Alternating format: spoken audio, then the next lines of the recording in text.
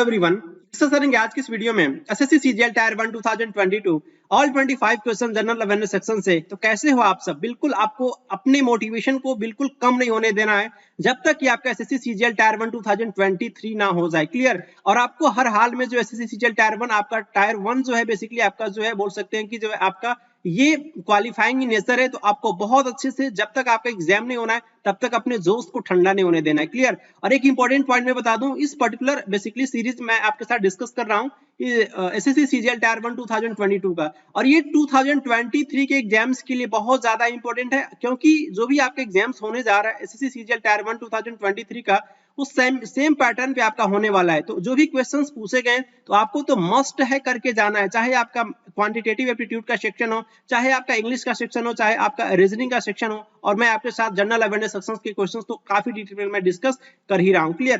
तो बेसिकली इस particular sets में आप बोल सकते हैं कि एसएससी सीजीएल टायर 1 2022 के एग्जाम्स में आपके जो है टोटल 40 सेट्स पूछे गए थे। इट मींस 40 into 25 1000 क्वेश्चंस मैं आपके साथ काफी डिटेल में मैं डिस्कस करूंगा। और इसी सीरीज में मैं आपके साथ ये सेट नंबर बोल सकते हैं कि 20 में डिस्कस कर रहा हूं, 1 to 19 आप जाकर के इस वीडियो को देखिएगा, उसके बाद से आप सेट नंबर 20 को कंटिन्यू कीजिए, क्योंकि मैं एक क्वेश्चंस के जरिए आपको बहुत सारी इंफॉर्मेशन मैं डिस्कस करता हूं।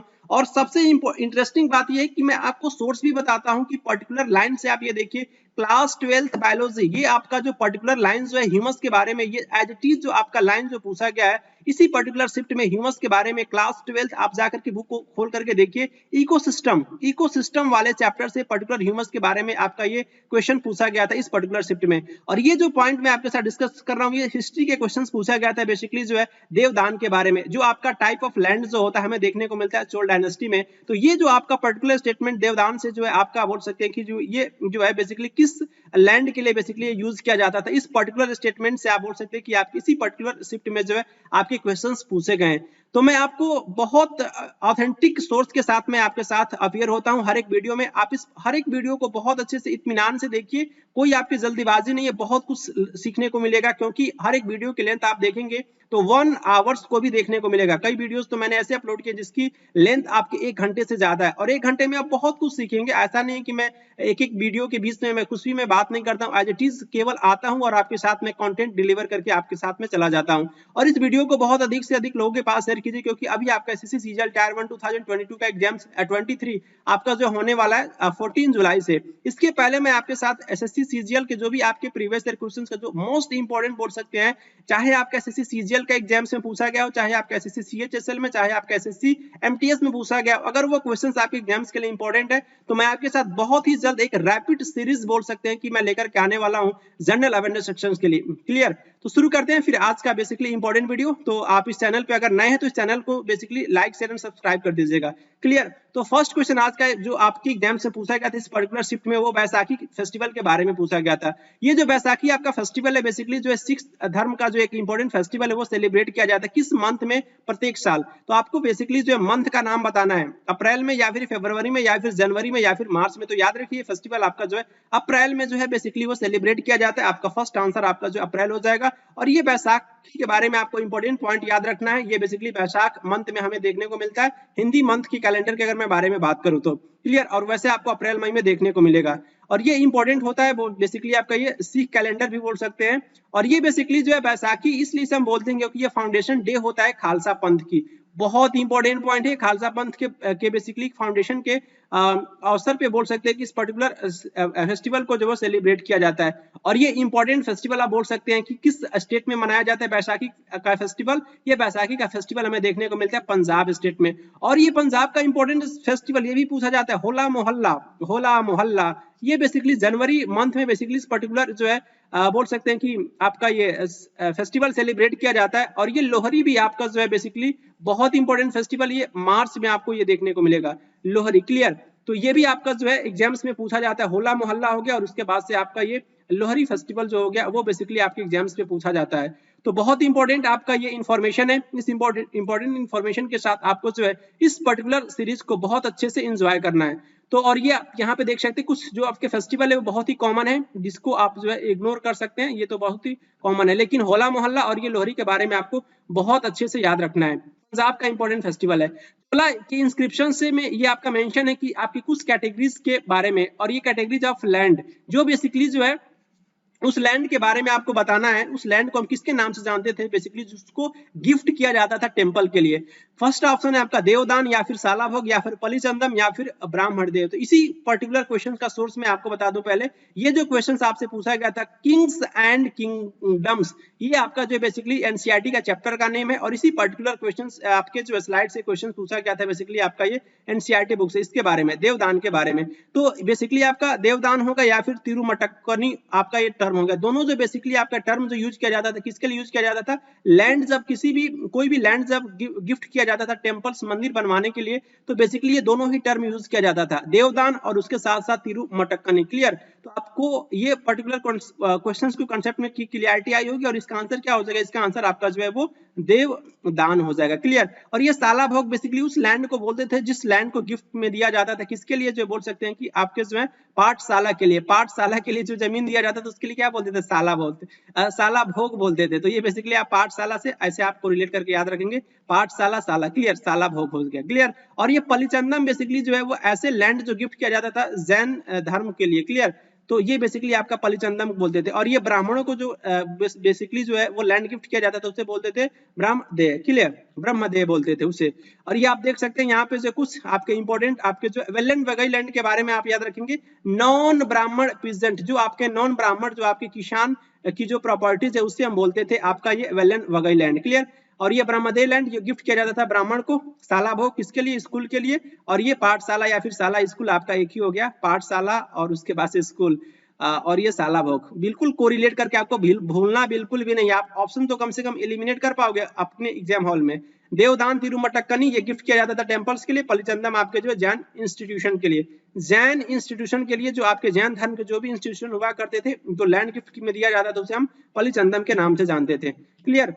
नेक्स्ट क्वेश्चन आपसे करंट अफेयर से क्वेश्चन पूछा गया था, आपको बताना था बेसिकली जो है सेंट्रल विजिलेंस कमिश्नर जो आपके जो अपॉइंट किए गए थे किसके द्वारा जो है बोल सकते हैं कि द्रौपदी मुर्मू जो है 15 नंबर की आपकी जो है बोल सकते हैं कि प्रेसिडेंट बनी है, इलेक्ट हुई है। क्लियर? तो ये बेसिकली आपको बताना था अगस्त 2022 में इनको जो सीबीसी बोल सकते हैं कि प्रेसिडेंट के द्वारा जो है इनको जो है ये इन्होंने शपथ ली थी बेसिकली जो है आपके जो है सीबीसी, उनका नाम बताना है, राजीव गावा या फिर रंजीत रथ या फिर जो है प्रमोद कुमार या फिर सुरेश एन पटेल। तो याद रखिए सुरेश एन पटेल जी थे। क्लियर? तो ये आपको नहीं भूलना है, आपका ये करंट अफेयर से क्वेश्चन पूछा गया था। क्लियर? ये आपके 3 अगस्त 2022 का आपका जो न्यूज था।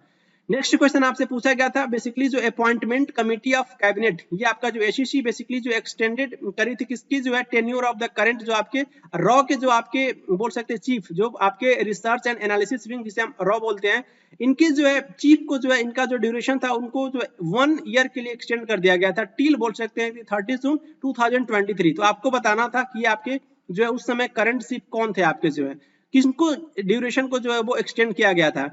तो आपके जो है ऑप्शन में यहाँ पे मेंशन है मुकुल रोहतगी या फिर अनिल चौहान या फिर सामंत कुमार गोयल या फिर सुनील बर्तवाल। क्लियर? तो इसका आंसर क्या हो जाएगा आपका जो है सामंत कुमार गोयल जी का जो है बेसिकली रॉ के ये क्या थे, चीफ थे, इनके जो है बोल सकते हैं कि जो है ड्यूरेशन को एक्सटेंड किया गया था उस समय बेसिकली आपका 13 जून 2023 तक। क्लियर? तो इसका आंसर आपका 3 हो जाएगा, और यहाँ पे इनका इमेज भी देख सकते हैं सामंत गोयल जी का। क्लियर? और ये 1984 के आपके बैच के आईपीएस ऑफिसर हैं। क्लियर? पंजाब कैडर से। नेक्स्ट क्वेश्चन आपको बताना है बेसिकली कितने आपके जो है इंडिया की जो ऑर्गेनाइज जो है बेसिकली जो है इंडिया में कितनी बार जो है ऑर्गेनाइज हुआ है आपका कॉमनवेल्थ गेम्स, ये बेसिकली आपसे पूछा जा रहा है। 1 बार, 2 बार, 3 बार या फिर कभी नहीं, तो एक ही बार हुआ है केवल 2010 में, आपको नहीं भूलना है। ये कॉमनवेल्थ गेम्स जो है बेसिकली आपको याद रखना है कि पहली बार 1930 में आपका ये हेल्ड हुआ था, और उसके बाद से जो है ये ब्रिटिश एम्पायर गेम्स के भी नाम से इसे जानते थे 1930 से लेकर के 1950 तक। क्लियर? और ये जो है बेसिकली इंडिया में होस्ट एक ही बार हुआ है 2010 में, ये डाटा आपको याद रखना है। और ये आइडेंटिफाई करना है बेसिकली किसके नाम से उसे जानते हैं, डार्क कलर्ड एमॉर्फस सब्सटेंस, ये आपका जो हाईली रेजिस्टेंट होता है माइक्रोबियल एक्शन, और उसके साथ साथ ये इसमें क्या देखने को मिलता है कि इसमें जो आपका डिकम्पोजिशन जो होता है ना बहुत धीरे धीरे होता है, बहुत धीरे धीरे, एक्सट्रीमली स्लो रेट, बहुत धीरे धीरे। तो वो क्या कौन सा सब्सटेंस होता है, डार्क कलर का काइटिन होता है, ह्यूमस होता है, या फिर कैरोटीनॉइड्स होता है या फिर कोलॉइड्स होता है। और मैं इस क्वेश्चन का आपको सोर्स भी बताऊंगा और इस क्वेश्चन को काफी डिटेल में मैं डिस्कस भी करने वाला हूं। तो ये डार्क कलर जो आपका एमॉर्फस सब्सटेंस होता है उससे वो बेसिकली आपका जो वो ह्यूमस होता है। इसका डिग्रेडेशन जो होता है माइक्रोबियल एक्शन के द्वारा डिकम्पोजिशन जो होता है बहुत धीरे धीरे होता है। क्लियर। आप यहाँ पे देखिए, to accumulation of the dark coloured amorphous substance called humus that is highly resistant to microbial action and undergoes decomposition at an extremely slow rate. क्या इतने ही सेंटेंस आपके एग्जाम्स में क्वेश्चंस को फ्रेम नहीं किया गया है? आप इनको इसको रीड कीजिए और उसके बाद से आप इस पर्टिकुलर क्वेश्चंस को रीड कीजिए। देखिए आपके जो है एग्जामिनर के द्वारा जो क्वेश्चंस को सेट किया गया कितनी सिमिलैरिटी है, कितनी सिमिलैरिटी है इस स्टेटमेंट से और इस पर्टिकुलर स्टेटमेंट से। एज इट इज आपके क्वेश्चंस इसी पर्टिकुलर बोल सकते हैं कि लाइन से जो है एग्जामिनर के द्वारा जो है बोल सकते हैं कि क्वेश्चंस को फ्रेम किया गया है। और ये आपका सोर्स बोल सकते हैं ecosystem NCERT class 12th biology का चैप्टर में आपको देखने को मिल जाएगा। आई होप आपको इस समझ में आया होगा कॉन्सेप्ट की क्लैरिटी के क्वेश्चंस कहां से पूछा गया था। काइटिन क्या होता है? काइटिन बेसिकली आपका पॉलीसेकेराइड होता है, पॉलीसेकेराइड। और ये टाइप ऑफ क्या होता है कि कार्बोहाइड्रेट्स। कार्बोहाइड्रेट जनरली आपके 3 टाइप्स के होते हैं, monosaccharide, disaccharide and polysaccharide. Clear. Monosaccharide means glucose, glucose C6H12O6 glucose. Fructose को भी नहीं भूलना है क्योंकि फ्रक्टोज एंड ग्लूकोज दोनों का फॉर्मूला क्या होता है? C6H12O6। और ये फ्रक्टोज आपको फ्रूट में देखने को मिलता है। सबसे मीठा आपका जो है ये ग्लूकोज होता है, सबसे मीठा आपका जो है ये कार्बोहाइड्रेट आपका जो है फ्रक्टोज ही होता है। और उसके साथ साथ लैक्टोज को भी नहीं भूलना है। लैक्टोज भी आपका जो है किसमें देखने को मिलता है?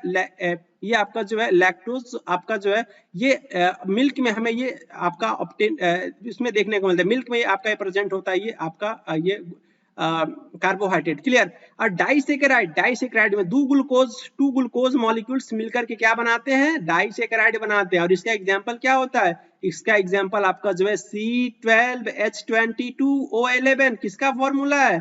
ये फॉर्मूला है शुगर का, शुगर का। माल्टोज बोल सकते हैं, माल्टोज भी हो गया आपका, डाइसेकेराइड भी होता है। और ये शुगर जो हम लोग चीनी खाते हैं उसका फॉर्मूला होता है ये आपका डाइसेकेराइड होता है। क्लियर। पॉलीसेकेराइड क्या होता है? जब आपके मोर देन बेसिकली आपका जो है 2 to 8 होता है ना एक, और आपको याद मैं बता दूं ये आपका अलग एक टाइप होता है। 2 to 8 बेसिकली आपका ओलिगोसेकेराइड होता है। जब ग्लूकोज के 2 to 8 मॉलिक्यूल्स, 2 से लेकर के 8 मॉलिक्यूल्स अगर ग्लूकोज के हैं तो वो आपका ओलिगोसेकेराइड होता है। क्या होता है? ओलिगोसेकेराइड होता है। क्लियर। और ये आपका जो है अगर 8 मोर देन 8 से अगर ज्यादा है नंबर ऑफ ग्लूकोज मॉलिक्यूल्स किसी कार्बोहाइड्रेट में तो उसे हम बोलते हैं पॉलीसेकेराइड। ये बहुत ही इंपॉर्टेंट है। और ये पॉलीसेकेराइड के एग्जांपल्स में काइटिन हो गया, उसके बाद से ग्लाइकोजन हो गया, उसके बाद से आप बोल सकते हैं कि आपका जो है स्टार्च हो गया, स्टार्च भी जो है आपका यही पॉलीसेकेराइड हो गया। सेलुलोज हो गया, ये भी आपके पॉलीसेकेराइड ही होता है। सारे के सारे आपके पॉलीसेकेराइड है। और ये काइटिन किसमें देखने को मिलता है? तो काइटिन जो एक्सोस्केलेटन जो होता है ना किसका? आर्थ्रोपोडा के जो भी ऑर्गेनिज्म जो होते हैं, जो भी कीट पतंग होते हैं आर्थ्रोपोडा में, सारे ऑर्गेनिज्म आपके इंसेक्ट्स को ही इंक्लूड किया गया है। सारे कीड़े मकोड़े इसमें देखने को मिलते हैं। सबसे बड़ा फाइलम भी होता है। और ये आपका जो एक्सोस्केलेटन बाह्य कंकाल जो होता है वो आपका काइटिन से मिलकर के बना होता है। तो ये इंपॉर्टेंट इंफॉर्मेशन आपको नहीं भूलना है। और एक इंपॉर्टेंट और मैं पॉइंट बता दूं कि आपका फंजाई का जो सेल वॉल जो होता है ना, फंजाई जिसे हम बोलते हैं, ये बेसिकली आपका थैलोफाइटा का मेंबर होता है। एल्गी एंड फंजाई दोनों आपका जो है वो थैलोफाइटा का मेंबर होता है। इसका सेल वॉल जो होता है आपका काइटिन से मिलकर के बना होता है। एक इंपॉर्टेंट पॉइंट और याद रखिए, फंजाई जो होता है इसके स्टडी को हम माइकोलॉजी कहते हैं। एक यूनिसेलुलर फंजाई पूछा जाता है बार बार, ईस्ट होता है, ईस्ट आपका यूनिसेलुलर एक कोशिका से मिलकर के बना होता है। और ये आपका फर्मेंटेशन के प्रोसेस में बहुत इंपॉर्टेंट रोल अदा करता है। ईस्ट में बेसिकली आपका एक एंजाइम पाया जाता है जाइमेज, और इस जाइमेज एंजाइम की हेल्प से क्या किया जाता है कि हमें देखने को मिलता है कि बेसिकली आपका फर्मेंटेशन के प्रोसेस में ये आपका जो है यूज होता है। बोल सकते हैं कि जो वाइन इंडस्ट्री होती है ना, वाइन इंडस्ट्री में इस पर्टिकुलर एंजाइम का बहुत ही रोल होता है। और फंजाई के बारे में एगेरिकस आपसे पूछा जाता है कि एगेरिकस क्या है? एल्गी है, फंजाई है, ब्रायोफाइट से क्या है? एगेरिकस आपका जो है वो आपका फंजाई है। फंजाई जो हम लोग एगेरिकस को खाते भी हैं, मशरूम होता है बेसिकली आपका एगेरिकस। क्लियर? तो आई होप आपको ये एक्सप्लेनेशन समझ में आया होगा फंजाई से रिलेटेड। और एल्गी के बारे में भी याद रखिए, एल्गी आपका सवाल होता है और ये आपका इसका स्टडी फाइकोलॉजी कहलाता है।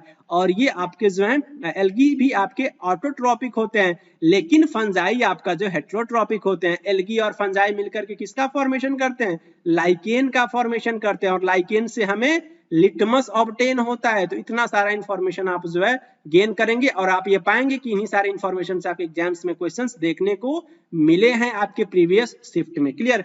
तो कैटिन के बारे में समझ में आ गया, ह्यूमस के बारे में समझ में आ गया। कैरोटीनॉइड्स क्या होता है? तो कैरोटीनॉइड्स पिगमेंट होता है। आपने देखा होगा कि कुछ फ्रूट्स जो होते हैं येलो कलर के होते हैं, गाजर का लाल कलर भी होता है।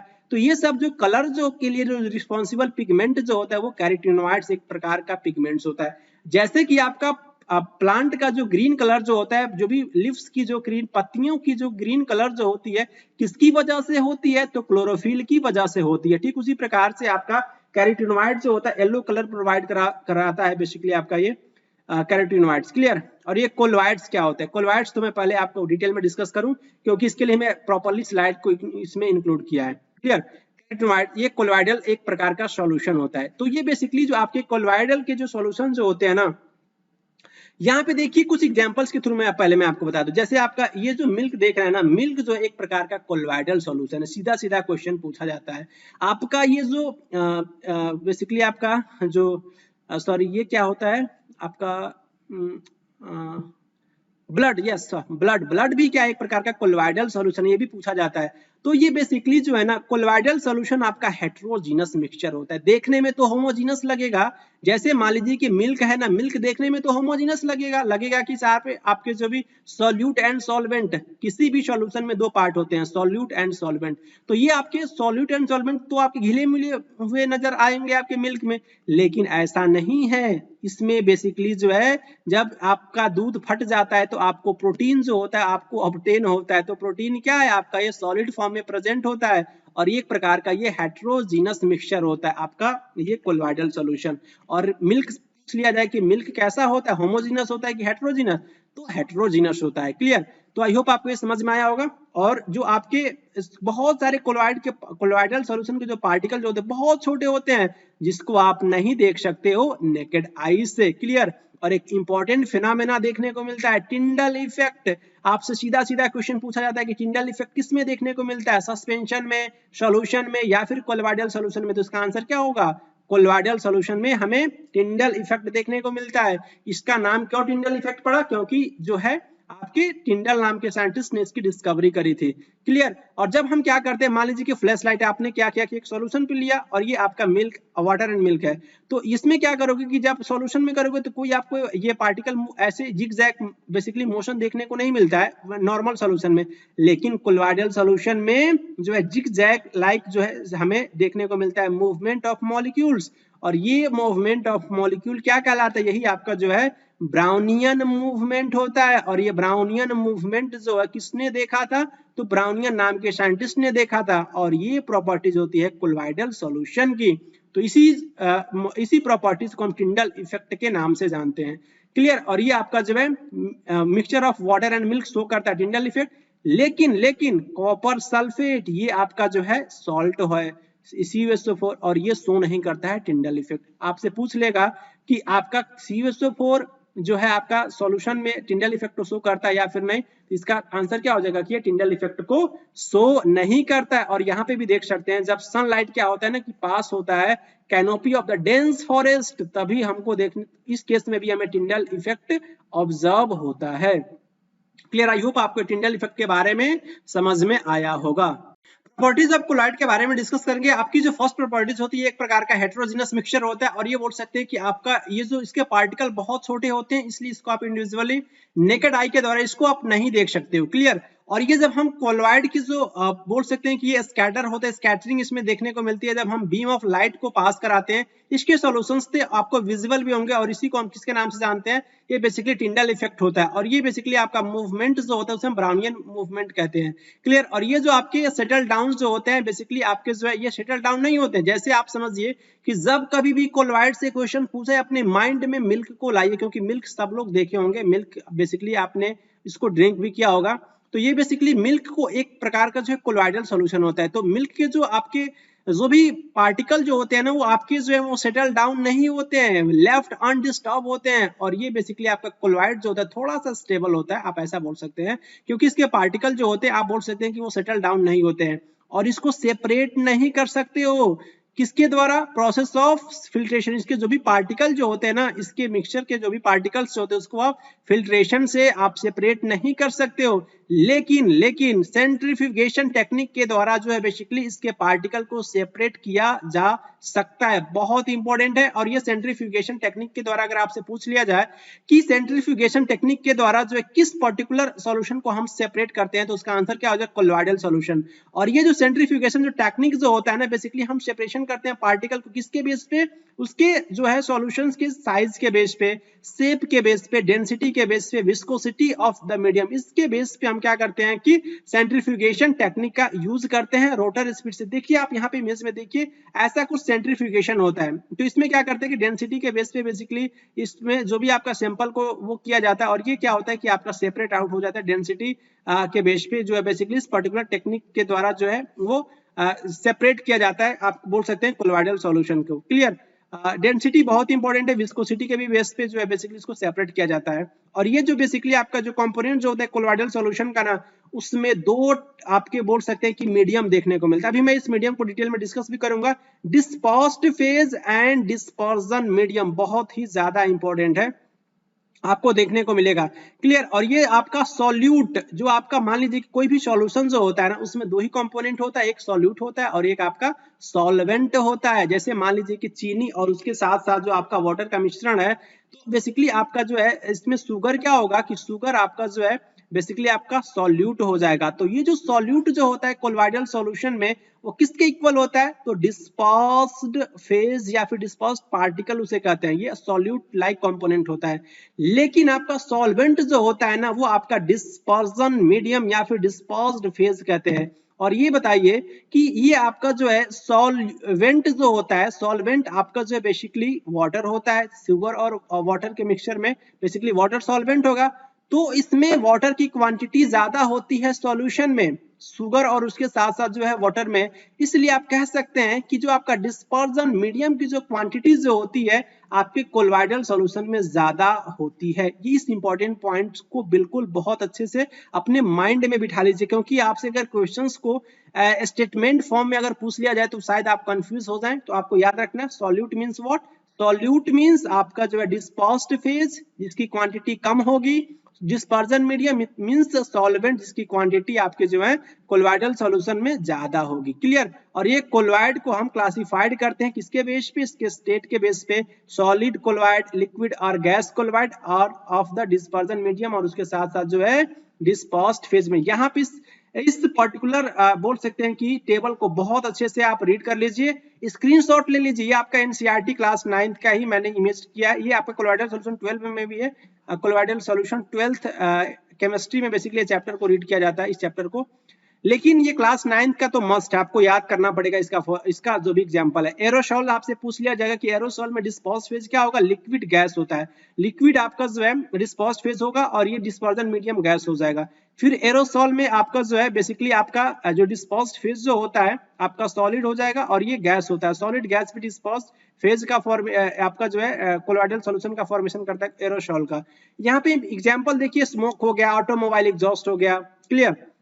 और ये आपका गैस डिस्पर्स्ड फेज है, डिस्पर्जन मीडियम लिक्विड है, तो आपका किस टाइप का कोलॉइड बनेगा, फोम बनेगा। शेविंग क्रीम जैसे होता है, शेविंग क्रीम है जिसमें आपका गैस डिस्पर्स्ड फेज होता है और ये आपका डिस्पर्जन मीडियम आपका लिक्विड होता है। लिक्विड डिस्पर्स्ड फेज हो गया, लिक्विड लिक्विड बहुत इंपॉर्टेंट है, पूछा भी जा चुका है। किसका फॉर्मेशन होता है, इमल्सन का। डिस्पर्स्ड फेज भी लिक्विड, डिस्पर्जन मीडियम भी लिक्विड, क्या बनेगा, इमल्सन बनेगा। और ये मिल्क होता है इमल्सन, फेस क्रीम हो गया, दोनों ही आपके इमल्सन के एग्जांपल हो जाएंगे।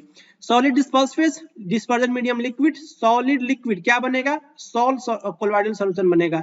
मिल्क ऑफ मैग्नीशिया मींस आपका जो एंटी एसिड के रूप में इसका यूज किया जाता है, मिल्क ऑफ मैग्नीशिया का। इसका pH 10 होता है, ये आपके एग्जाम से पूछा जा चुका है। मड हो गया, मड भी कोलॉइडल सॉल्यूशन है, ये आपका जो है सॉल्ट सॉल्यूशन होता है मड। गैस डिस्पर्स्ड फेज और डिस्पर्जन मीडियम सॉलिड, तो गैस सॉलिड क्या बनेगा, फोम बनेगा। फोम, रबर, स्पॉन्ज और ये प्यूमिस, ये आपका जो है बोल सकते हैं कि आपका ये फॉर्म आपका टाइप ऑफ कोलॉइड इसके एग्जांपल है। क्लियर, ये आपका फॉर्म टाइप ऑफ कोलॉइड हो गया और ये इसके एग्जांपल हो गए। लिक्विड सॉलिड क्या बनेगा, जेल बनेगा। और ये जेली आप खाए होंगे, चीज पनीर तो खाया ही जाता है, बटर भी खाए होंगे, तो ये बेसिकली क्रीम होता है। तो ये आपका जो है जेल आपका जो है टाइप ऑफ कोलॉइड होता है, लिक्विड सॉलिड। और ये सॉलिड सॉलिड नहीं भूलना है, solid sol, solid solid, solid sol. Clear, तो ये आपका कलर्ड गेमस्टोन हो गया, जेमस्टोन, और ये मिल्की ग्लास, ये सारे के सारे आपके जो है इसके एग्जांपल्स होंगे। आई होप आपको समझ में आया होगा। ये आपका टाइप्स ऑफ कोलॉइड है, जहां से आपके एग्जाम्स में क्वेश्चंस पूछे जाने की 70% बोल सकते हैं कि पॉसिबिलिटी है, क्योंकि इमल्सन के बारे में ऑलरेडी पूछा जा चुका है। Liquid liquid, clear, disperse phase भी लिक्विड और डिस्पर्जन मीडियम भी लिक्विड, क्या होगा, इमल्सन होगा, इमल्सन होगा। और मिल्क इसका इंपॉर्टेंट एग्जाम्पल माना जाता है इमल्सन कोलॉइड का। नेक्स्ट क्वेश्चन आपसे पूछा गया था, कितने इंडियन स्टेट्स हैं जो आपके शेयर्स करते हैं बॉर्डर किसके साथ, बांग्लादेश के साथ। ये तो आपको पता अच्छे से, इंडिया का मैप है तो आप कर पाएंगे, वरना आप तो कंफ्यूज हो जाएंगे। 3 4 6 5 क्या होगा, 5 आपके जो है स्टेट है। कौन कौन से स्टेट है आपको मैं भी दिखाऊंगा, लेकिन मैं पहले आपको याद करवा दूं। सबसे पहले Assam, then Meghalaya, then Tripura, then Mizoram, और देन आपका जो है बगल से आपका जो है बांग्लादेश, बांग्लादेश तो आपका कंट्री हो गया, पश्चिम बंगाल, वेस्ट बंगाल आप ऐसा बोल सकते हैं, वेस्ट बंगाल। क्लियर, तो ये आपके 5 जो इंडियन स्टेट हैं जो आपके बाउंड्री शेयर करते हैं बांग्लादेश के साथ। क्लियर, आप इमेज में देखिए, वेस्ट बंगाल, आसाम, मेघालय, त्रिपुरा, मिजोरम, ये तो आपके 5 आपके स्टेट हो गए। यहाँ पे देखिए आपको देखने को मिलेगा बांग्लादेश है, और आपको बहुत कुछ मैं बताऊंगा इस इंडिया के मैप में, जहां से आपके एग्जाम्स में क्वेश्चंस पूछे जाते हैं और आपके माइंड में कॉन्सेप्ट की क्लैरिटी होगी। बहुत कुछ मैं डिस्कस करने वाला हूँ इस इंडिया के मैप से। क्लियर, जो आपके एग्जाम्स के लिए काफी रिलेवेंट इंफॉर्मेशन होगा। तो यहाँ पे देखिए बांग्लादेश को, ये आपका जो है मेघालय हो गया, देन आपका जो है बोल सकते हैं असम, असम भी टच कर रहा है। देखिए असम, मेघालय, त्रिपुरा, मिजोरम, यहाँ तक ये सब का सब आपके जो बांग्लादेश फैला हुआ है।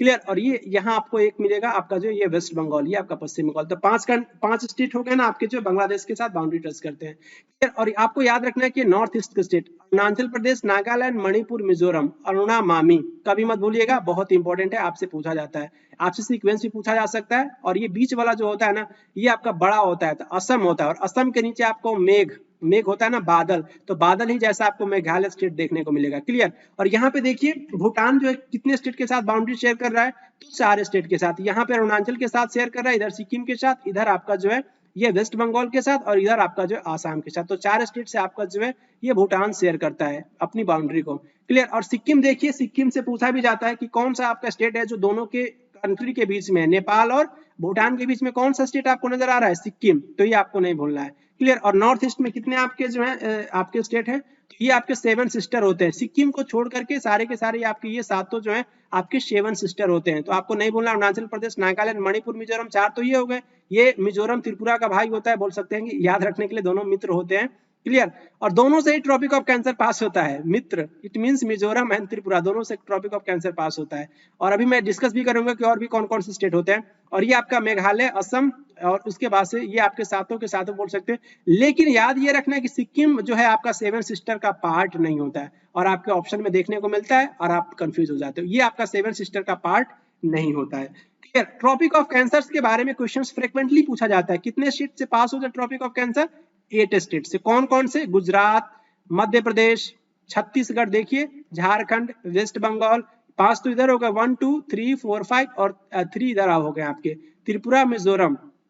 और एक कौन सा है, एक आपका जो है वो आपका बोल सकते हैं कि उत्तर प्रदेश नहीं शेयर करता है, ये 1 2, एक राजस्थान भी आपका ये टच करता है, गुजरात, राजस्थान, मध्य प्रदेश, ये झारखंड, वेस्ट बंगाल, और ये त्रिपुरा, मिजोरम। झारखंड से भी आपका जो है आपका ट्रॉपिक ऑफ कैंसर पास होता है, और ये राजस्थान से भी पास होता है। तो आपके 8 जो स्टेट है ना, वो आपके जो है बोल सकते हैं कि जो आपका ये ट्रॉपिक ऑफ कैंसर पास होता है। क्लियर, तो आई होप आपको ये समझ में आया होगा, और कोई भी डाउट है तो आप बिल्कुल कमेंट बॉक्स में अपना कमेंट कीजिएगा। क्लियर, और यहाँ पे देखिए इस मैप के बारे में और क्या पॉइंट याद रख सकते हैं आप, ये लद्दाख देखिए आपका ये जो है यूनियन टेरिटरी बन चुका है, जम्मू एंड कश्मीर भी आपका यूटी बन चुका है, हिमाचल प्रदेश, उत्तर प्रदेश, उत्तराखंड, हिमाचल प्रदेश के नीचे उत्तराखंड आपको देखने को मिलेगा, देन पंजाब, देन हरियाणा, राजस्थान हो गया, गुजरात हो गया, और उसके बाद से ये बेसिकली आपका जो है रन ऑफ कच्छ है, तो ये बेसिकली आपको नहीं भूलना है।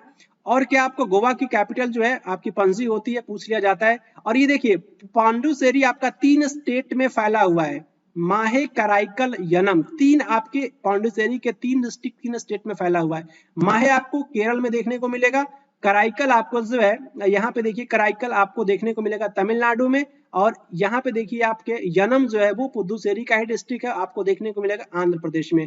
तो आपको याद रखना है कि माहे कराईकल यनम ये पुदुचेरी के तीन डिस्ट्रिक्ट आपके तीन स्टेट में फैला हुआ है, और फ्रिक्वेंटली आपसे क्वेश्चंस पूछा जाता है। क्लियर, ये आपका लक्षद्वीप हो गया, और ये आपका जो है बोल सकते हैं कि आपका अंडमान निकोबार आइलैंड हो गया, जिसकी आपकी जो है कैपिटल का क्या होता है, आपका ये पोर्ट ब्लेयर होता है।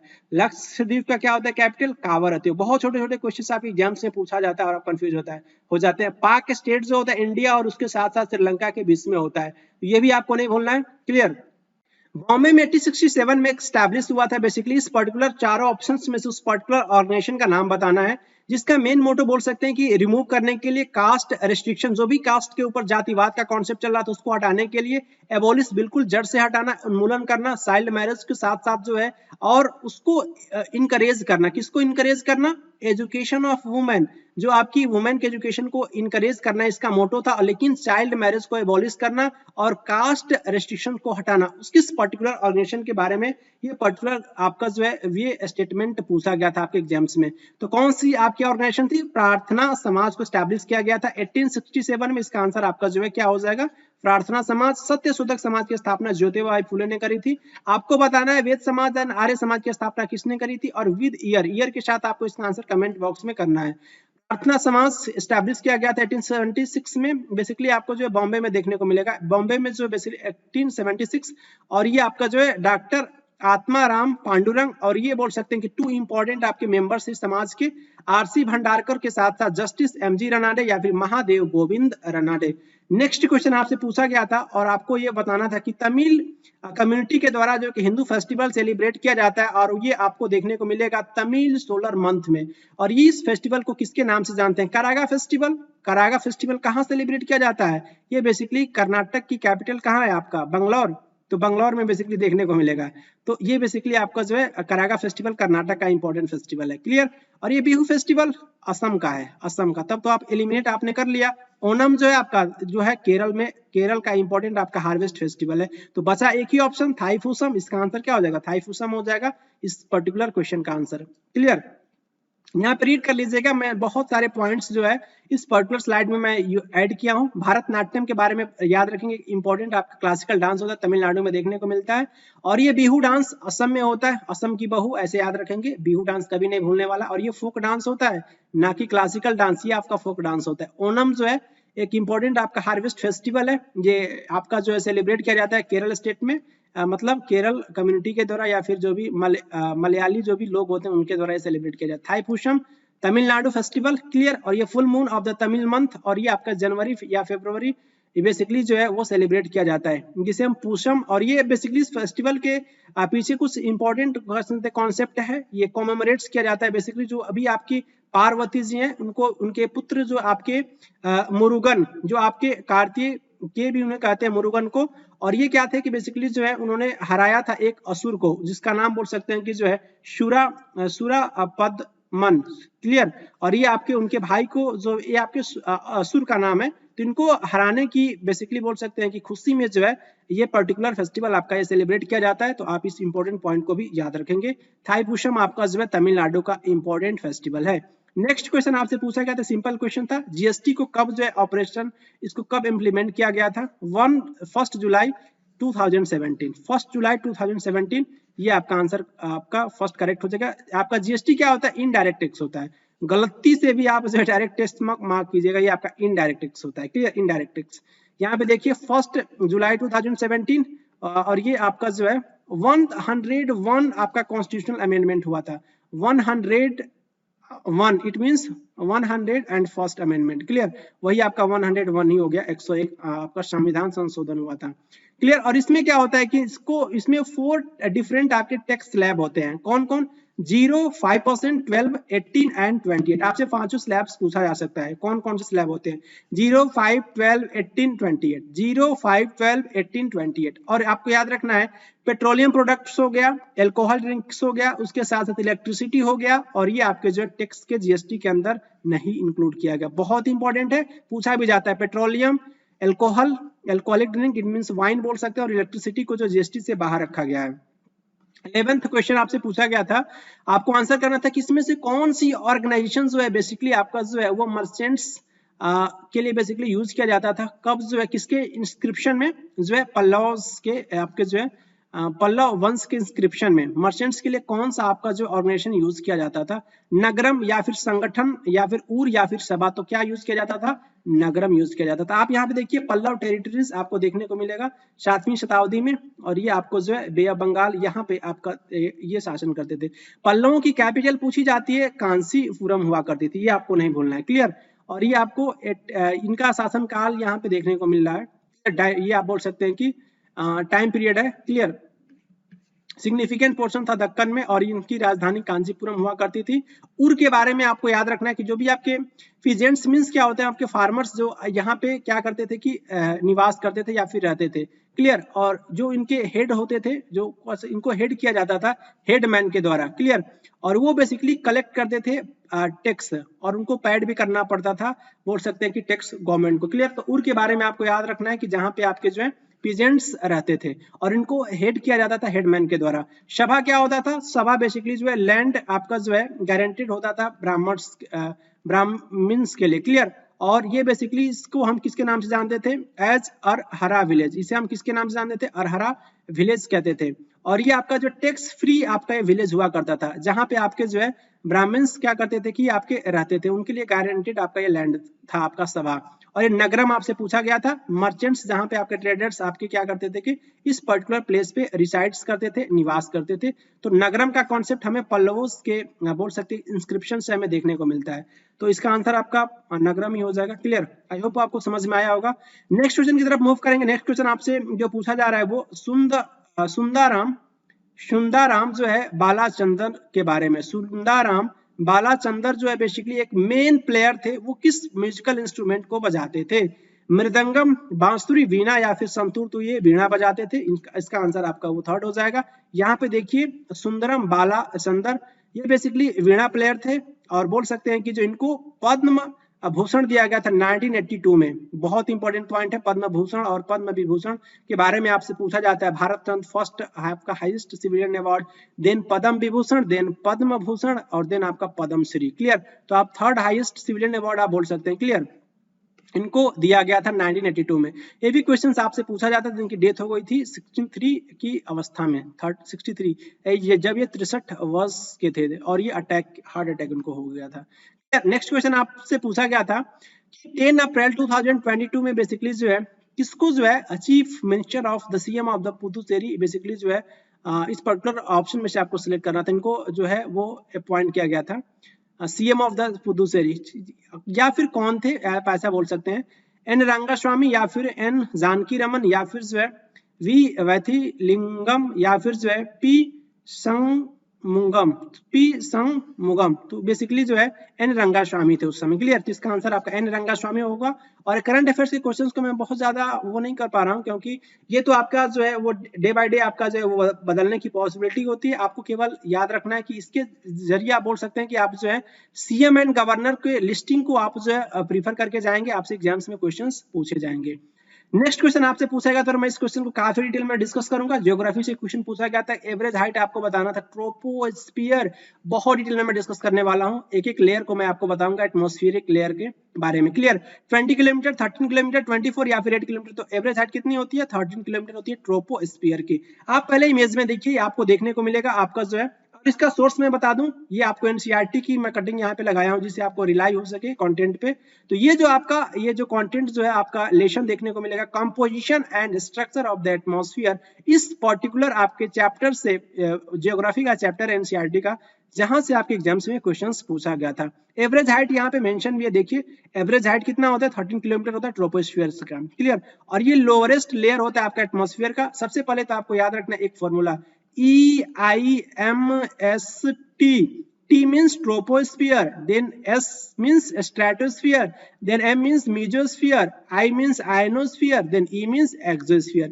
ये आपको नहीं बोलना EIMST, क्लियर। और यहाँ पे देखिए ट्रोपोस्फियर, ट्रोपोस्फियर आपको देखने को मिलेगा, देन आपको जो ट्रोपोपॉज देखने को मिलेगा, देन आपका स्ट्रेटोस्फियर देखने को मिलेगा, और देन आपको स्ट्रेटोपॉज देखने को मिलेगा, देन बीच में मेसोस्फियर, और उसके बाद से मेसोपॉज, देन आपको थर्मोस्फियर, देन ये आपको क्या देखने को मिलेगा, आपका जो एक्सोस्फियर। और ये आपको जो है एक मोटा मोटा आइडिया रखना है, क्लियर। अभी मैं डिटेल में डिस्कस भी करूंगा, आपको थोड़ा पेशेंस रखना है। ये जो आपका एटमॉस्फेयर जो होता है बेसिकली आपका जो वो डिफरेंट लेयर से मिलकर के बना होता है, और ये वेरी भी करता है डेंसिटी के साथ, और उसके साथ साथ टेम्परेचर। हर एक आपका जो एटमॉस्फेयर का जो लेयर जो होता है वहां पे डेंसिटी और उसके साथ साथ टेम्परेचर आपका डिफरेंट होता है। और ये डेंसिटी आपका हाईएस्ट होगा near the surface of the earth, और ये डिक्रीज होता जाता है जैसे जैसे हम ऊपर जाते हैं, वैसे वैसे डेंसिटी आपका जो है वो डिक्रीज होता जाता है। और ये एटमॉस्फेयर का कॉलम जो होता है ना वो बेसिकली डिवाइडेड होता है 5 डिफरेंट लेयर्स में, क्लियर। और ये जिसके आपका डिपेंडेंट होता है किसके, ये डिपेंड करता है आपका डिफरेंट लेयर्स टेम्परेचर कंडीशन पे। पहला लेयर आप ट्रोपोस्फियर, सेकंड आपका stratosphere, then mesosphere, then thermosphere, then exosphere. ये पांचों लेयर आपको रट जाना है, क्लियर। और ये ट्रोपोस्फियर के बारे में क्या क्या याद रखेंगे, सबसे आपका निचला लेयर होता है, लोअर मोस्ट लेयर होता है एटमॉस्फेयर का, 13 किलोमीटर इसकी एवरेज हाइट होती है। और ये बोल सकते हैं कि आपका ये एक्सटेंडेड रफली होता है height of the 8 kilometre near the poles, poles पे इसकी हाइट जो होती है बोल सकते हैं कि इसकी 8 किलोमीटर होती है। लेकिन 18 किलोमीटर होता है इक्वेटर पे, 8, 18 और 13, ये आपका डिफरेंट इसका बोल सकते हैं कि फैला होता है आपका ट्रोपोस्फियर। रफली 13 किलोमीटर एवरेज हाइट बोल सकते हैं 8 किलोमीटर पोल्स पे, 18 किलोमीटर इक्वेटर पे, क्लियर। और ये आपका जो है ये टेम्परेचर जो होता है इस लेयर में आपका डिक्रीज होता है। जब आप 1 डिग्री सेंटीग्रेड आपका टेम्परेचर डिक्रीज हो जाएगा, जब आप क्या होगा कि 160 मीटर आप हाइट पे जाओगे ना, तो 165 मीटर जितना मतलब कि ऊपर जाओगे, उसके ऊपर जाने के बाद से आपका जो 1 डिग्री सेंटीग्रेड आपका टेम्परेचर डिक्रीज हो जाएगा। इस पर्टिकुलर लेयर का एक इंपॉर्टेंट आपका क्वालिटी है, क्लियर। और ये जो जोन आपका सेपरेट करता है ट्रोपोस्फियर से किसको, स्ट्रेटोस्फियर से, आपको इमेज में मैं दिखाया भी हूँ। एक आपका जो है ये आपका ट्रोपोपॉज है, ये जो सेपरेट करता है स्ट्रेटो से, स्ट्रेटो को किससे जो है बोल सकते हैं कि ट्रोपोस्फियर से। तो ये आपको ट्रोपोपॉज देखने को मिलेगा जो सेपरेट करता है ट्रोपोस्फियर को स्ट्रेटोस्फियर से, क्लियर। ये टेम्परेचर जो होता है आपका ट्रोपोपॉज में अबाउट माइनस में आपका 800 डिग्री सेंटीग्रेड ओवर होता है आपका इक्वेटर पे, और उसके बाद से अबाउट माइनस में आपका होता है 45 degree centigrade over the poles, clear. तो ये आपको इंपॉर्टेंट पॉइंट याद रखना है जहां से आपके एग्जाम में क्वेश्चंस पूछा जा सकता है। स्ट्रेटोस्फियर के बारे में आप क्या याद रखोगे, स्ट्रेटोस्फियर में आपको जो ओजोन लेयर देखने को मिलता है, ओजोन लेयर, और ये आपको देखने को मिलेगा इसकी हाइट जो होती है आपका जो है 50 kilometre, extended up to height of 50 kilometre, ये पूछा जा सकता है। और ये आपका ओजोन लेयर जो होता है वो एब्जॉर्ब करता है अल्ट्रा वायलेट रेडिएशन, जो बोल सकते हैं कि हेल्पफुल होता है, बोल सकते हैं कि जिसकी वजह से बॉर्न कैंसर नहीं होता है। जो भी आपका आसमान की जो भी आपकी जो अल्ट्रा वायलेट रेडिएशन होती है डायरेक्ट जो है वो अर्थ पे नहीं आती है, छन के आती है ओजोन लेयर से, क्लियर। तो ओजोन बेसिकली O3 होता है, O3 होता है। इसके बारे में मैं डिटेल में डिस्कस करूंगा नेक्स्ट वीडियो में कि ओजोन का फॉर्मेशन कैसे होता है। बेसिकली आपका CFC क्लोरोफ्लोरोकार्बन जो होता है ओजोन होल के लिए बहुत रिस्पॉन्सिबल आपका एक गैस होता है, CFC क्लोरोफ्लोरोकार्बन गैस, क्लियर, जो आपका रेफ्रिजरेटर से निकलता है। तो ये बेसिकली आपका लेयर जो होता है ओजोन लेयर एब्जॉर्ब करता है अल्ट्रावायलेट रेडिएशन को, क्लियर। मेसोस्फीयर के बारे में क्या याद रखेंगे, ये आपका एक्सटेंड होता है अप टू 80 किलोमीटर, और ये आपका जो होता है इसका जो है बेसिकली आपका टेम्परेचर जो आपका डिक्रीज होता है जब आप इंक्रीज करोगे कितना, 100 डिग्री सेंटीग्रेड आपका जो है ये डिक्रीज होगा eight the height of the 80 kilometre, ये आपको याद रखना है, क्लियर। माइनस में भी बोल सकते हैं up to the 100 degree centigrade at the height of the 80 kilometre. और ये अपर लिमिट जो होता है मेसोस्फीयर को मेसोपॉज कहते हैं, मेसोपॉज नहीं भूलना है आपको। और ये आइनोस्फीयर आपका लोकेटेड होता है कहाँ पे, आपका आइनोस्फीयर 80 to 400 किलोमीटर आपका जो है ये बेसिकली फैला होता है आइनोस्फीयर, जो आपका एबव होता है मेसोस्फीयर। मेसोस्फीयर के ऊपर आपको आइनोस्फीयर देखने को मिलेगा, जिसका जो आपका बोल सकते हैं कि जो लेंथ जो होता है वो कहां से कहां तक फैला होता है 80 to 400 किलोमीटर, क्लियर। और ये आपके जो है ये कंटेन करता है इलेक्ट्रिकली चार्ज पार्टिकल्स जिसको आयंस बोलते हैं, इसलिए इसको हम आइनोस्फीयर बोलते हैं, क्योंकि इसमें इस पर्टिकुलर आपके जो लेयर में आयंस पाए जाते हैं। तो आयंस पाए जाने की वजह से इसको हम आयनोस्फीयर कहते हैं। रेडियो वेव्स ट्रांसमिटेड होते हैं इस पर्टिकुलर वेव से, बोल सकते हैं कि अर्थ में वो बेसिकली आपके जो है वो रिफ्लेक्ट होते हैं इसी पर्टिकुलर आपके जो है एटमॉस्फेरिक लेयर से, आयनोस्फीयर से। क्लियर। नेक्स्ट आपका जो है बेसिकली आपका लास्ट लेयर है आपका एक्सोस्फीयर। इसके बारे में बहुत ज्यादा ज्ञान नहीं है, आप बोल सकते हैं कि हाईएस्ट लेयर होता है, लेकिन ये but very few little knowledge है इसके बारे में, एक्सोस्फीयर के बारे में। तो और ये बाकी जो भी है आपके लेयर्स के बारे में जो क्वेश्चन है इतना आपके लिए सफिशिएंट है, इतना इंपॉर्टेंट पॉइंट आपको याद रखना है। डायग्राम तो नहीं बोलना है, डायग्राम से फ्रिक्वेंटली आपके एग्जाम से क्वेश्चन पूछा जाता है EIMST से, और उसके बाद से जो है आपका लेयर से स्ट्रेटोस्फीयर, उसके बाद से जो है आपका आयनोस्फीयर, मेसोस्फीयर, मेसोपॉज, स्ट्रेटोपॉज, और उसके बाद से ट्रोपोपॉज, इन सब के बारे में आइडिया रखिएगा। क्लियर।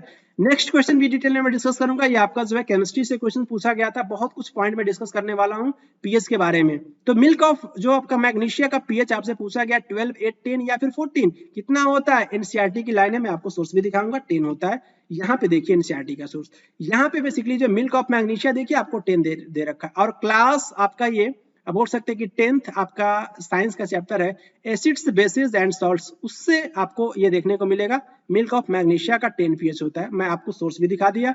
और आपको क्या याद रखना है, आपको याद ये रखना है कि concentrated HCl hydrochloric acid strong acid होता है, इसका pH 0 होता है।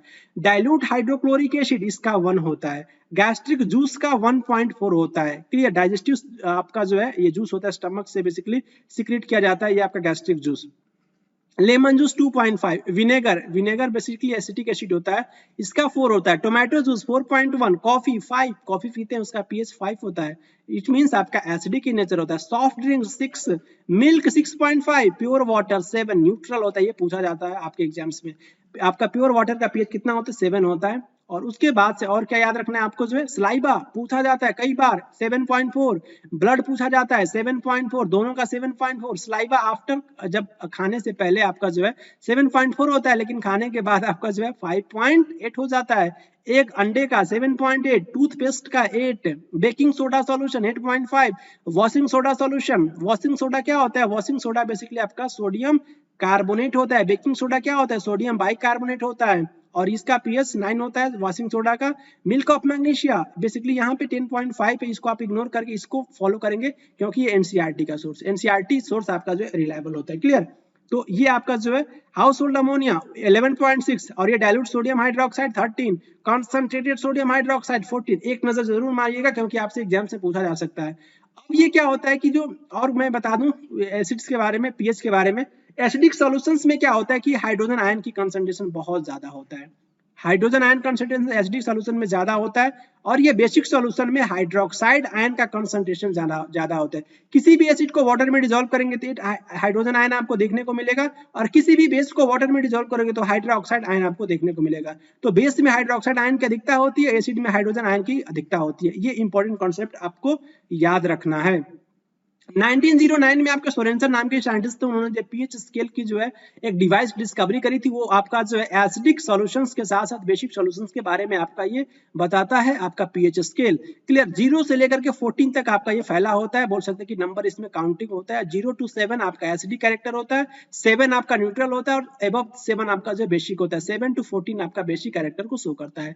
क्लियर। और ये पीएच में पी टर्म जो होता है पोटेंशियल को रिप्रेजेंट करता है, और एच जो होता है कंसंट्रेशन के लिए यूज किया जाता है। और ये पीएच होता है सॉल्यूशन का इनवर्सली प्रोपोर्शनल होता है कंसंट्रेशन ऑफ हाइड्रोजन आयंस, और higher concentration of hydrogen ions it means low pH value. High concentration of hydrogen ions means low pH value, low concentration of hydrogen ions means high pH value. ये भी concept आपको याद रखना है। और ये strength आप बता सकते हो एसिडिक और बेसिक सॉल्यूशंस स्केल पे, नंबर उसको हम पीएच स्केल कहते हैं। और ये आपका जो 0 to 14 तक फैला होता है, और ये पीएच का प्योर नंबर होता है, कोई इसका यूनिट नहीं होता है। न्यूट्रल सॉल्यूशन आपका जो है न्यूट्रल सब्सटेंस का पीएच 7 होता है, एग्जैक्ट 7 होता है, बिल्कुल एग्जैक्ट 7 होता है। मैं फोर्स करके कह रहा हूँ, आपका न्यूट्रल होगा तो आपका जो 7 होगा, बिल्कुल फिक्स होगा। क्लियर। प्योर वाटर आपका न्यूट्रल सब्सटेंस होता है, ना ही एसिडिक ना ही बेसिक होता है। Sugar solution and sodium chloride, ये आपका जो है इसका भी पीएच बोल सकते हैं कि आपका न्यूट्रल होता है, 7 होता है। सोडियम क्लोराइड का सॉल्यूशन का NaCl का एक्वा सॉल्यूशंस को हम ब्राइन कहते हैं, क्या कहते हैं, ब्राइन कहते हैं। क्लियर। इसका पीएच 7 होता है। और ये एक ऐसा सब्सटेंस जिसका pH 7 हो, इसके कोई भी ये आप इम्पैक्ट देखने को नहीं मिलता है लिटमस पेपर का, क्योंकि आप ये फॉर्मूला आपको नहीं बोलना है। ब्लू टू रेड एसिड जो है basically blue to red, blue litmus paper को रेड में कन्वर्ट करता है, और आपका बेस जो है रेड टू ब्लू में कन्वर्ट करता है लिटमस पेपर, तो ये भी आपको नहीं बोलना है। एसिडिक यहाँ पे लेस देन pH 7, और ये आपका जो है स्ट्रॉन्ग एसिड्स किसको बोलेंगे, जिसका pH 0 to 3 होगा, और ये आपका जो है एसिड सॉल्यूशन जिसको हम वीक एसिड्स बोलेंगे, जिसका pH 4, 5, 6 होगा, उसको हम वीक एसिड बोलेंगे। Clear. Base means pH more than 7, 8, 9, 10 आपका जो है वीक बेस या फिर वीक एल्कालीज। ऐसे बेस जो वाटर में डिसॉल्व होते हैं उसके लिए स्पेसिफिक वर्ड यूज करते हैं एल्कालीज।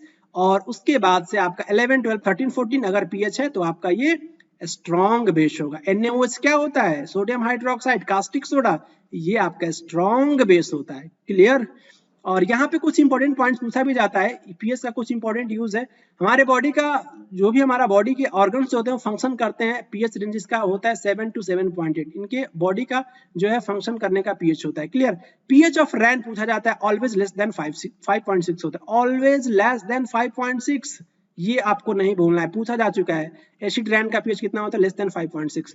सल्फ्यूरिक एसिड की क्वांटिटी सबसे ज्यादा होती है एसिड रैन में, sulphuric acid, carbonic acid and nitric acid, 3 acid होते हैं आपके एसिड रैन में, नाइट्रिक एसिड HNO3, और ये आपका जो कार्बोनिक एसिड HCO3, और ये आपका H2SO4 सल्फ्यूरिक एसिड, 3 एसिड पाए जाते हैं। H2SO4 की अधिकता बहुत ज्यादा होती है एसिड रैन में। क्लियर। और ये आपके जो सर्वाइवल जो एक्वेटिक लाइफ का जो होता है बहुत डिफिकल्ट होता है हाई एसिडिक में, और ये सर्वाइव नहीं कर पाते। प्लांट को एक स्पेसिफिक रेंज में ही, पीएच के रेंज में भी जो उनका हेल्दी ग्रोथ हमें देखने को मिलता है, तो प्लांट में भी जो है पीएच का इंपॉर्टेंट रोल होता है। इन आवर डाइजेस्टिव सिस्टम, जो हाइड्रोक्लोरिक आपका एसिड जो होता है उसका भी पीएच आपका फिक्स होता है, वो प्रोड्यूस किया जाता है बेसिकली हमारे स्टमक के द्वारा, HCl हाइड्रोक्लोरिक एसिड को प्रोड्यूस किया जाता है। क्लियर। और ये हेल्प करता है डाइजेशन में, और ये विदाउट हार्मिंग आपके स्टमक को कोई भी नुकसान नहीं पहुंचाता है। और ड्यूरिंग इंडाइजेशन स्टमक प्रोड्यूस करता है बहुत सारे एसिड, जिसको आपको जो है स्टमक में पेन होने लगता है तो आप एंटासिड का यूज करते हैं। एंटासिड के रूप में क्या यूज किया जाता है, क्या यूज किया जाता है, मिल्क ऑफ मैग्नीशिया यूज किया जाता है, और भी है आप बता सकते हो। और ये people use basis like antacids, वही एंटासिड का यहाँ पे नाम है। क्लियर। और यहाँ पे देखिए मिल्क ऑफ मैग्नीशिया या फिर मैग्नीशियम हाइड्रोक्साइड, MgOH का होल ट्वाइस, ये पूछा जाता है, MgOH का होल ट्वाइस। क्लियर। और ये एक्सेस जो आपका एसिड जो होगा ना, एंटासिड्स बेसिकली न्यूट्रलाइज कर देता है एक्सेस एसिड को। तो आई होप आपको ये समझ में आया होगा। यहाँ पे कुछ टूथ डीके के बारे में मेंशन है कि टूथ डीके आपका स्टार्ट हो जाता है जब आपके माउथ का पीएच जब कम से कितना हो जाए, 5.5 से कम हो जाए, तो आपका टूथ डीके स्टार्ट हो जाता है। सारा पॉइंट्स मैं एनसीईआरटी का डिस्कस कर रहा हूँ, आपको बिल्कुल जो है वो पेन लेने की जरूरत नहीं है, आपको एनसीईआरटी पढ़ने की जरूरत नहीं है, आप वीडियो को सिर्फ फॉलो कीजिए। टूथ एनेमल देखिएगा तो आपका सबसे कैल्शियम आपका ये हाइड्रोक्सी एपेटाइट होता है, हाइड्रोक्सी आपका एपेटाइट होता है बेसिकली आपका जो है टूथ इनेमल। क्लियर। और ये हार्डेस्ट सब्सटेंस होता है पूरे बॉडी का, ये पूछा जाता है आपके एग्जाम्स में। और ये आपका जो है ये डिसॉल्व नहीं करता है बेसिकली आपका, जब ये कोरोडेड हो जाता है, जब पीएच जो होता है माउथ का आपका बिलो 5.5, तो आपका कोरोजन आपका जो स्टार्ट हो जाता है, माउथ का टूथ डीके स्टार्ट हो जाता है, ऐसा बोल सकते हैं। जो बैक्टीरिया प्रेजेंट होता है ना माउथ में, वो बेसिकली आपका प्रोड्यूस करता है एसिड को। जब कब एसिड प्रोड्यूस करेगा, जब आपके दांतों में जब शुगर का बेसिकली जो डिग्रेडेशन उसमें स्टार्ट हो जाता है, जो भी कुछ खाते हैं दांतों में फंस गया तो वहां पे बैक्टीरिया एक्ट करेगा, बैक्टीरिया आपका एसिड प्रोड्यूस करेगा, तो आपका टूथ डीके स्टार्ट हो जाएगा। क्लियर। इसलिए खाने के बाद से जो है अपने दांतों की सफाई बहुत अच्छे से करनी चाहिए। और ये इंपॉर्टेंट पॉइंट है, आपसे पूछा जाता है कि ये बेसिकली आपका एक नेटल स्टिंग है, नेटल स्टिंग में बेसिकली जो है ये फॉर्मिक एसिड आपके एंट चींटी जो होती है ना, डंक मारती है तो आपको बहुत दर्द होता है, तो उसमें कौन सा एसिड पाया जाता है, फॉर्मिक एसिड पाया जाता है। क्लियर। Formic acid. और इसमें भी हमें देखने को मिलता है, एक प्लांट है आपका जिसका नाम है नेटल, तो इस नेटल के जो आप ये देख रहे हैं ना, हेयर देख रहे हो, ये चुभता है क्योंकि इसमें एसिड पाया जाता है, वो भी फॉर्मिक एसिड ही होता है। रियल एग्जीक्यूटिव पावर जो होता है वेस्टेड होता है बेसिकली काउंसिल ऑफ मिनिस्टर, और उसके साथ साथ जो ये आपके हेड भी होते हैं काउंसिल ऑफ मिनिस्टर। किस पर्टिकुलर पर्सनैलिटी के बारे में डिस्कस, पर्टिकुलर पोस्ट के बारे में बेसिकली डिस्कस किया जा रहा है ये इस पर्टिकुलर क्वेश्चन में, प्राइम मिनिस्टर या फिर स्पीकर ऑफ राज्यसभा या फिर वाइस प्रेसिडेंट या फिर प्रेसिडेंट। तो इस क्वेश्चन को ध्यान से अटेम्प्ट कीजिएगा, अक्सर लोग कंफ्यूज हो जाते हैं, एग्जीक्यूटिव पावर को देखते ही आंसर मार्क करते हैं प्रेसिडेंट, लेकिन सावधान, ये आंसर आपका गलत हो जाएगा। इसका आंसर आपका जो है प्राइम मिनिस्टर जी बेसिकली जो होते हैं उनमें क्या होता है कि रियल एग्जीक्यूटिव पावर वेस्टेड होता है, और ये काउंसिल ऑफ मिनिस्टर के आपके हेड भी होते हैं, तो इसका आंसर आपका फर्स्ट हो जाएगा। यहाँ पे आप रीड भी कर सकते हैं, नेक्स्ट क्वेश्चन आपसे पूछा गया था, ये आपके जो है पद्मश्री अवार्ड से रिलेटेड है। 2022 में जो है किस बेसिकली जो है सिंगर को आर्ट की कैटेगरी में दिया गया था? कुमार सानू, उदित नारायण और अभिजीत भट्टाचार्य और सोनू निगम। तो बहुत ही आपके फेमस आपके जो है ये बोल सकते हैं कि सिंगर है कुमार सानू की गाने आज भी बहुत लोकप्रिय हैं लोगों के बीच। सोनू निगम को जो बेसिकली जो है ये अवार्ड दिया गया था आपका जो पद्मश्री 2022 में आर्ट की कैटेगरी में। ऑप्शन 4 आपका करेक्ट हो जाएगा। यहाँ पे देखिए Sonu Nigam conferred the prestigious Padma Shri award. इनकी सॉन्ग आज भी बहुत लोकप्रिय हैं, बोल सकते हैं कि लोगों के बीच। नेक्स्ट क्वेश्चन आपको बताना है, न्यूमेरिकल वैल्यू जो होता है फिजिकल क्वांटिटी का वो क्या होता है? Reference, direction, distance, magnitude. और इसका मैं सोर्स भी बताऊंगा। इस क्वेश्चन का मैं सोर्स लेकर के आया हूं आपके सामने, class 9th motion chapter NCERT. ये देखिए, numerical value of physical quantity is its magnitude. Magnitude देख रहे हैं ना कैसे क्वेश्चंस आपके एग्जाम्स में पूछा जा रहा है। लेकिन एनसीईआरटी को आपको बहुत अच्छे से रीड करना है, कई बार रीड करना है, क्वेश्चंस को वहां से पिकअप करने की कोशिश करना है कि क्या क्वेश्चंस किस पैराग्राफ से जो बन सकता है, किस लाइन से क्या क्वेश्चन बन सकता है। इस तरीके से आपको एनसीईआरटी की रीडिंग करनी है। तो मैग्नीट्यूड इस पर्टिकुलर क्वेश्चन का आंसर हो जाएगा। मैं साथ के साथ मैं आपको सोर्स भी बता रहा हूँ जिसके साथ आपके माइंड में क्लैरिटी आए। न्यूमेरिकल वैल्यूज होता है फिजिकल क्वांटिटी को, उसको हम मैग्नीट्यूड बोलते हैं। ये रिफरेंस पॉइंट क्या होता है? रेफरेंस पॉइंट जो होता है वो डिस्क्राइब करता है लोकेशन ऑफ एन ऑब्जेक्ट। मान लीजिए कि आपने यहाँ से जो है बोल सकते हैं कि किसी भी ऑब्जेक्ट का जो है इसने यहाँ से चलना स्टार्ट किया और ये बेसिकली जो है आपका ये इस पर्टिकुलर ऑब्जेक्ट का हम लोकेशन देखेंगे तो ये आपका जो इसके रिस्पेक्ट में हम देख रहे हैं तो ये बेसिकली इसका रेफरेंस पॉइंट हो सकता है। लेकिन रेफरेंस पॉइंट फिक्स नहीं होता है। मान लीजिए कि आपके घर के आसपास जो है कई रेफरेंस पॉइंट हो सकता है, लैंडमार्क का बोल सकते हैं कि आपका जो है घर जो है बोल सकते हैं कि अगर आप बोल सकते हैं कि दुकान के पास घर है या फिर हॉस्पिटल के पास घर है आपका, तो हॉस्पिटल से हो सकता है कि आपका घर की डिस्टेंस 10 मीटर हो और आप बोल सकते हो कि आपका जो है टेम्पल हो, अगर मान लीजिए टेम्पल के रिस्पेक्ट में आपका घर की डिस्टेंस जो है आपका 50 मीटर हो। तो ये बेसिकली जो है आपका ये डिफरेंट रेफरेंस पॉइंट उसी को बोलते हैं। ये बेसिकली जो है किसको डिस्क्राइब कर रहा होता है कि ये बेसिकली जो है लोकेशन को डिस्क्राइब करता है किसी भी ऑब्जेक्ट, और ये लेकिन फिक्स नहीं होता है, ये हमेशा जो है आपका बदलता जाता है रेफरेंस पॉइंट। क्लियर? और ये आपका जो है बहुत सारे रेफरेंस पॉइंट हो सकते हैं किसी भी ऑब्जेक्ट के। और ये ओरिजिन क्या होता है? तो ये जो आपका रेफरेंस पॉइंट जो होता है जो यूज किया जाता है डिस्क्राइब करने के लिए किसी भी पर्टिकुलर ऑब्जेक्ट के लोकेशन को, उसी को हम क्या बोलते हैं? ओरिजिन बोलते हैं। क्लियर? तो ये बेसिकली आपको समझ में आनी चाहिए। ओरिजिन में और रेफरेंस पॉइंट में आपको कंफ्यूज नहीं होना है। क्लियर? नेक्स्ट क्वेश्चन आपसे पूछा गया था मार्च 2022 में बेसिकली त्रिपुरा गवर्नमेंट के द्वारा अनाउंस किया गया था रिजर्वेशन का परसेंटेज बताना है आपको वुमेन बोल सकते हैं कि गवर्नमेंट जॉब्स में। क्लियर? वुमेन के लिए कितना परसेंट रिजर्वेशन प्रोवाइड किया गया था गवर्नमेंट जॉब्स में त्रिपुरा गवर्नमेंट के द्वारा? ये अनाउंस किया गया था जो है आपको परसेंटेज कितना अनाउंस किया गया था? 33%। ऑप्शन आपका फोर्थ करेक्ट हो जाएगा। यहाँ पे रीड भी कर सकते हैं 33%। क्लियर? और ये आपका जो है बोल सकते हैं कि आपका जो है 8 मार्च को जो है ये बेसिकली आपका जो इंटरनेशनल वुमेन्स डे के दिन ये इस पर्टिकुलर ओकेजन पे जो है वो अनाउंस किया गया था। Clear? Union home minister Amit Shah announce Tripura governments policy for the empowerment of women with 33%। Clear? All state government jobs. Next question आपको बताना है, परमहंस मंडली के बारे में पूछा गया था। 1844 में जो परमहंस मंडली को स्टैब्लिश किया गया था और ये जो आपका इसका वर्क था जो है किसको? Abolition of the caste. और ये कहाँ पे बेसिकली इसको स्टैब्लिश किया गया था? लाहौर, कलकत्ता, सूरत या फिर बॉम्बे? तो इसका आंसर क्या होगा? बॉम्बे। इसको स्टैब्लिश किया गया था परमहंस मंडली को बॉम्बे में। फोर्थ आपका करेक्ट हो जाएगा। कास्ट सिस्टम आपका एलिमिनेशन को जो बेसिकली मेन रीजन था इस परमहंस मंडली का, इसके फाउंडेशन का। क्लियर? 1840 में इसको स्टैब्लिश किया गया था जो है बॉम्बे में। क्लियर? परमहंस मंडली फाउंडेड बाय दुर्गा राम मेहता जी, उसके बाद से जो है दडोबा पांडुरंग और उसके साथ ग्रुप ऑफ हिज फ्रेंड्स के द्वारा ये बेसिकली जो इस पर्टिकुलर बोल सकते हैं परमहंस मंडली को जो है फाउंड किया गया था। नेक्स्ट क्वेश्चन 21, फुटबॉल में बेसिकली जो है जब एक बॉल जो है आपके स्ट्राइक्स करता है फ्रेम के साथ और उसके बाद से गोल फ्रेम ऑफ द गोल के फ्रेम से या फिर उसके जो रेफरी जो होता है या फिर रेफरी से बेसिकली बॉल स्ट्राइक्स होता है या फिर रिमेन्स हो सकता है बोल सकते हैं कि गोल के अंदर, और ये आपका ये टच करता है लाइन से। क्लियर? तो यो बेसिकली हम वो कौन सी कंडीशन होती है। अब बेसिकली फुटबॉल में फाउल हो जाता है, या फिर स्टिल इन प्ले खेल सकते हो आप, या फिर एक मिसकंडक्ट होता है, मिसबिहेवियर बोल सकते हो, या फिर आउट ऑफ प्ले हो गया। तो क्या हो गया आपका स्टिल इन प्ले, आप खेल सकते हो, स्टिल इन प्ले होगा, आउट ऑफ प्ले नहीं होगा। मैं आपको दिखा रहा हूँ यहाँ पे इमेज देखिए, ये बेसिकली आपका इन प्ले है और ये आपका आउट ऑफ प्ले है। तो ए बी सी यहाँ तक आपका जो है इन प्ले है, क्लियर। और ये आपका डी वाला जो बॉल है ना, ये आपका जो आउट ऑफ प्ले हो गया। तो यहाँ पे देखिए बॉल ए बी सी आपका स्टिल इन प्ले, लेकिन आपका जो है जब तक ये पूरा का पूरा क्रॉस नहीं कर जाता है इस टच लाइन को, तब तक आप नहीं कह सकते हो कि आपका ये आउट ऑफ प्ले हो। लेकिन आप डी बॉल देखिए, डी बॉल बिल्कुल क्रॉस कर चुका है इस लाइन को, क्लियर। तो ये बेसिकली आपका आउट ऑफ प्ले होगा, क्लियर। तो आई होप आपको समझ में आया होगा आउट ऑफ प्ले क्या होता है, और ये बेसिकली आपका स्टिल इन प्ले होगा इस पर्टिकुलर क्वेश्चन का आंसर। फाउल नहीं मानते हैं उससे हम, आपका आंसर सेकंड हो जाएगा। नेक्स्ट क्वेश्चन आपको बताना था basically, Indian institute of remote sensing was established, कहां इसको एस्टैब्लिश किया गया है, INRS बेसिकली से बोलते हैं, क्लियर। बेसिकली ये आपका जो ऑप्शन है खड़कवासला, खड़कवासला में तो बेसिकली NDA का जो है बेसिकली आपका जो है नेशनल डिफेंस एकेडमी का हेडक्वार्टर देखने को मिलता है। शिमला हिमाचल प्रदेश का कैपिटल है, क्लियर।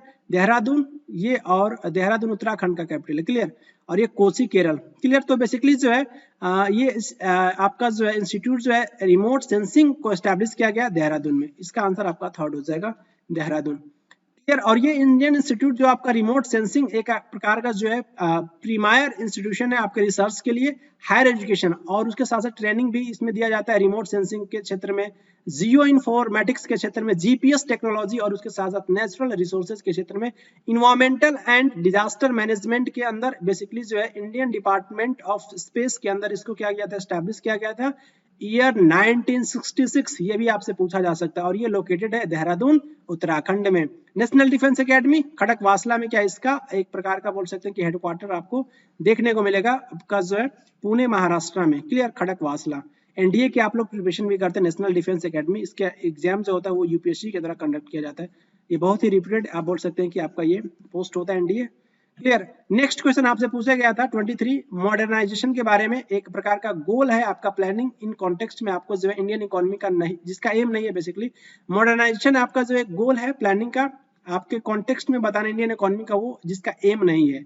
तो फर्स्ट आपका अडॉप्ट करना है वेस्टर्न लाइफ स्टाइल को, ये कहाँ से होगा, ये तो होगा ही नहीं, बिल्कुल भी नहीं होगा। मॉडर्नाइजेशन का मतलब ये थोड़ी होता है कि आप अडॉप्ट कर ले वेस्टर्न लाइफ स्टाइल को, ये कोई तर्क वाली बात ही नहीं है। तो पहला ही आपका जो ऑप्शन आपका इनकरेक्ट हो जाएगा, पढ़ते ही आप इनको इनकरेक्ट करें, क्योंकि किसी भी कल्चर को अपनाना इट मीन्स आप जो है, इसका मतलब ये नहीं हुआ कि अपनी सारी चीजों को छोड़ करके दूसरी की चीजों को अपना लेना और आप कहें कि हम मॉडर्न हो गए, नहीं, ये आपका रॉन्ग हो जाएगा। सोशल आउटलुक में चेंज करना, हाँ यस आपका जो ये करेक्ट होगा, मॉडर्नाइजेशन के लिए सपोर्ट कर रहा है। इंक्रीज करना production of goods and services, very good, ये तो बहुत ही आपका करेक्ट स्टेटमेंट कहा गया है। और न्यू टेक्नोलॉजी का स्टेटमेंट यूज करना, ये भी आपका करेक्ट है। तो टू सेकेंड आपका सेकेंड थर्ड फोर्थ करेक्ट है, फर्स्ट आपका इनकरेक्ट हो जाएगा, क्लियर। और आपसे पूछा वही है जो गलत है, क्लियर। तो फर्स्ट आपका करेक्ट हो जाएगा। 1664 में बेसिकली किसने डिस्कवर करी थी, फिफ्थ स्टार आपका जो ट्रेपेजियम आपका एक स्टेरिज्म है, मिनी कॉन्स्टिलेशन जो आपके जो है किसके कॉन्स्टिलेशन में, ओरियन के कॉन्स्टिलेशन, उस पर्टिकुलर फेमस पर्सनालिटी का नाम बताना। थोड़ा सा out of the box question पूछा गया है, लेकिन आपको कोशिश करना है कि इसका आंसर क्या होगा, जॉर्ज विलिस रिक्टे, या फिर जो है जियोडियो ब्रूनो कियो, क्लियर। बेसिकली क्या होता है कि वीडियो के लास्ट तक आते आते थोड़ी सी यार वो होने लगती है, चलिए कोई नहीं, मतलब थोड़ा सा थक जाता है इंसान आते आते, तो कोई नहीं, मैं आपको बस लास्ट ही क्वेश्चन बचा हुआ है 25, क्लियर। ये बेसिकली आपका इसका आंसर क्या हो जाएगा, इसका आंसर जो है बेसिकली रॉबर्ट हुक होगा। रॉबर्ट हुक के द्वारा बेसिकली 1664 में जो है डिस्कवर किया गया था फिफ्थ स्टार्स, क्लियर, ट्रेपेजियम। और ये आप यहाँ पे देख सकते हैं 1664, ये आपके जो रॉबर्ट आपके जो हुक है, क्लियर। और उसने क्या करी थी कि डिटेल उन्होंने ड्राइंग्स करी थी मार्स 1666 में, क्लियर। एनेबल आप बोल सकते हैं period of the rotation of to be found more than 200 years late, 2 साल के बाद। नेक्स्ट क्वेश्चन की तरफ मूव करेंगे, लास्ट क्वेश्चन आप बोल सकते हैं कि जो है मैच करना है आपको फॉलोइंग, बहुत ही सिंपल क्वेश्चन है, ऑप्शन एलिमिनेशन आप इसको कर पाए। क्वासिओरकर एक डिजीज है, यहाँ पे तो डिजीज डिफिशियंसी दिया, यहाँ पे उसकी जो है किससे आपका देखने को मिलता है। क्वासिओरकर आपका प्रोटीन डिफिशियंसी है, प्रोटीन की कमी से होता है, मैरेस्मस और क्वासिओरकर वीक बोन्स एंड मसल्स क्या होगा आपका जो है डेफिशिएंसी हो गया। एनीमिया तो आयरन की डिफिशियंसी से होता है, आयरन Fe जिसका सिंबल Fe होता है, लैटिन नेम फेरम होता है, एटॉमिक नंबर 26 होता है, डी ब्लॉक से बिलोंग करता है और ये फेरम होता है इसका लैटिन नेम, डी ब्लॉक नहीं भूलना है, ट्रांजिशन मेटल होता है फेरस आपका आयरन। ग्वाटर ये आपका जो है क्या होता है, ग्वाटर आपका जो है आयोडीन डिफिशियंसी होता है, आयोडीन का सिंबल आई होता है और ये इसका एटॉमिक नंबर 53 होता है iodine. Fluorine, chlorine, bromine, iodine, astatine, ये आपके पांचों के छह हो गए ना, 6 में बोला, fluorine, chlorine, bromine, iodine, astatine and tennessine. Tennessine basically आपका सेकेंड लास्ट एलिमेंट होता है, 117 इसका एटॉमिक नंबर होता है। क्लियर, तो ये बेसिकली आपका जो फ्लोरीन 9 होता है, क्लोरीन 17, ब्रोमीन 35, आयोडीन 53, स्टार्टिन 85। तो एटॉमिक नंबर भी आपसे पूछा जाता है एसएससी सीजीएल के एग्जाम्स में, तो याद रखेंगे। और ये बेसिकली आपका आयोडीन की डिफिशियंसी से आपका ग्वाटर होता है। और इसका आंसर क्या हो जाएगा, इसका आंसर आपका हो जाएगा फर्स्ट का डी, उसके बाद सेकेंड का सी आपका, और ये थर्ड का भी, उसके साथ साथ आपका फोर्थ का ए। क्लियर, इसी के साथ यहाँ पे रीड कर लीजिएगा, क्वाशियोरकर मैरिस्मस होता है, प्रोटीन डिफिशियंसी होता है, ग्वाटर की कमी से आपका जो है आयोडीन की कमी से होता है ग्वाटर डिजीज, और ये आपका एनीमिया होता है आयरन डिफिशियंसी, और ये आपका न्यूट्रिशनल ब्लाइंडनेस जो होता है रतौंधी जिसे बोलते हैं विटामिन ए की कमी से, और रिकेटस एंड ऑस्टियोपेनिया भी बोलते हैं बोन रिलेटेड प्रॉब्लम आपको देखने को मिलेगा विटामिन डी की कमी से। डायरेक्टली आपके क्वेश्चन पूछा जाता है। क्लियर, क्वेश्चन नंबर फर्स्ट के एक्सप्लेनेशन में आपको थोड़ा सी जो है करेक्शन की रिक्वायरमेंट है। ये जो होला मोहल्ला जो फेस्टिवल जो होता है बेसिकली इसको सेलिब्रेट किया जाता है मार्च के महीने में, और उसके बाद से जो लोहरी का जो फेस्टिवल है ये बेसिकली इसका सेलिब्रेशन हमें देखने को मिलता है जनवरी मंथ में, तो इसको आप लोग करेक्ट कर लीजिएगा। क्लियर, इसी के साथ आप बोल सकते हैं कि जो आपका ये एसएससी सीजीएल टायर 1 2022 का ये पर्टिकुलर जो शिफ्ट में जो भी क्वेश्चंस पूछे गए थे 6 दिसंबर 2022 के दिन, जो भी आपके सोर्सेस थे आपके इस पर्टिकुलर वीडियो में आपके साथ डिस्कस भी किया, और यहाँ पे भी देख सकते हैं वीडियो के स्टार्टिंग में भी मैं आपके साथ डिस्कस किया था। तो आई होप आप इस पर्टिकुलर सीरीज को बहुत अच्छे से एंजॉय कर रहे होंगे, और अपना फीडबैक जो भी है वो अपना फीडबैक आप दे सकते हैं कमेंट बॉक्स में। और आप लोग एक इंपॉर्टेंट पॉइंट पे मैं आप लोगों से का सजेशन लेना चाहूंगा, क्या आप लोग चाहते हैं कि एसएससी सीजीएल जनरल अवेयरनेस के जो भी आपके एग्जाम्स जो 14 जुलाई से आपका स्टार्ट है, इससे पहले क्या आप लोग रैपिड जनरल अवेयरनेस का रिवीजन चाहते हैं क्या, rapid fire general awareness revision, जिसमें मैं आपको 25 क्वेश्चंस विद इन 20 मिनट्स के अंदर, विद इन 20 मिनट, ज्यादा मैं एक्सप्लेनेशन उस पर नहीं करूंगा, केवल मैं क्वेश्चंस लाऊंगा और ऑप्शंस को भी केवल मैं एक्सप्लेन करूंगा, मैं एक्स्ट्रा इन्फॉर्मेशन बहुत ज्यादा नहीं डिस्कस करूंगा। एक रिवीजन पर्पज से वो मैं सीरीज आपके साथ डिस्कस करना चाहता हूं, जैसा आपका फीडबैक होगा उसके अकॉर्डिंग मैं नेक्स्ट एक्शन लेने वाला हूं, जो भी है उसके बारे में आप लोग बताइएगा। क्लियर, और उसके साथ इस पर्टिकुलर चैनल पर आप नए हैं तो इस पर्टिकुलर चैनल को जरूर सब्सक्राइब कर लीजिएगा, जिससे हमें भी मोटिवेशन मिल सके, क्योंकि आप ये देख पा रहे हैं कि सब्सक्राइबर्स बहुत ही कम है और मैं already day by day video upload करता चला जा रहा हूं, और इतने कम सब्सक्राइबर पे इतने लंबे वीडियो डालना ही अपने आप में जो इस बात को सोचने के लिए जो है एक जिगरा चाहिए, समझ रहे हैं ना। तो इस चीजों को थोड़ा सा अधिक से अधिक लोगों के पास जो है वो शेयर कीजिए, और मेरे जो है जो भी क्वालिफिकेशन उसमें आपको थोड़ी सी भी जो है बनावटी देखने को नहीं मिलेगी, जो भी है वो फैक्ट है। क्लियर, तो मैं भी अपनी जो भी क्वालिफिकेशन में आपके साथ में शेयर करूंगा वो मेरे पढ़ाने के अंदाज से आपको नजर में आ रहा होगा कि मेरी क्वालिफिकेशन क्या और मैं कैसे क्वेश्चंस को आपके साथ में डिस्कस कर रहा हूं। कोई भी अगर ड्रॉबैक है तो आप ड्रॉबैक बेहिचक जो है कमेंट बॉक्स में अपना कमेंट दे सकते हैं। क्लियर, तो मिलेंगे आपसे नेक्स्ट वीडियो में, तब तक के लिए खुश रहें, प्रसन्न रहें। Thank you very much.